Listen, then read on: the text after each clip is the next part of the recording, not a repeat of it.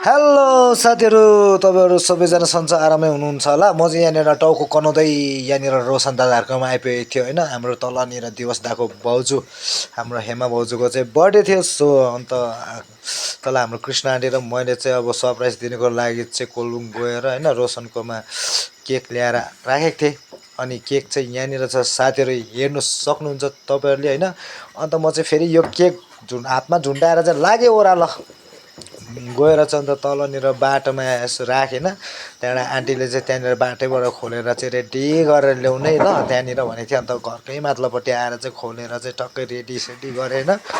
त्यहाँबाट चाहिँ ओह्रालो सट्टै झरेँ ओह्रालो। अन्त 2 मिनट टक्कै लाग्यो। त्यहाँबाट चाहिँ दैलो सट्टै खोलेँ होइन। त्यहाँबाट चाहिँ दैलो खोलेर चाहिँ अन्त के अरे हाम्रो भाउजू चाहिँ त्यहाँनिर बसिरहेको रहेछ होइन। अन्त बर्थडे विस गरेँ होइन। अन्त के भन्ने भन्नु न भने बर्थडे गर्लले केही भनिदिन न यहाँनिर आज सरप्राइज कस्तो लाग्यो? सरप्राइज चाहिँ एकदम राम्रो, खुसी लाग्यो। खुसी लाग्यो होइन ल।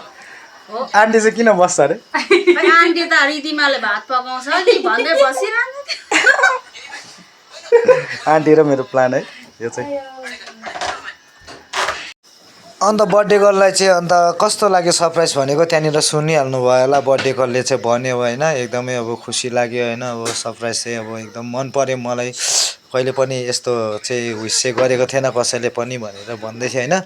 त्यहाँबाट चाहिँ मुस हाँस्दै केक काट्न थाल्यो होइन। अन्त बर्थडे गर्लले चाहिँ अन्त मान्छे कसलाई दुःख हुँदैन र सबलाई दुःख हुन्छ र सानो दुःख भुलाउनुको लागि चाहिँ सानो खुसी है। अन्त हामीले चाहिँ यसरी केक काटिदियौँ। अन्त उहाँको सबैभन्दा ठुलो कुरो चाहिँ हस्बेन्ड हो भनेर चाहिँ अन्त सबभन्दा पहिला चाहिँ हस्बेन्डलाई खुवाउनु लायौँ। अन्त हामीले पनि खायौँ। So thank you so much for watching.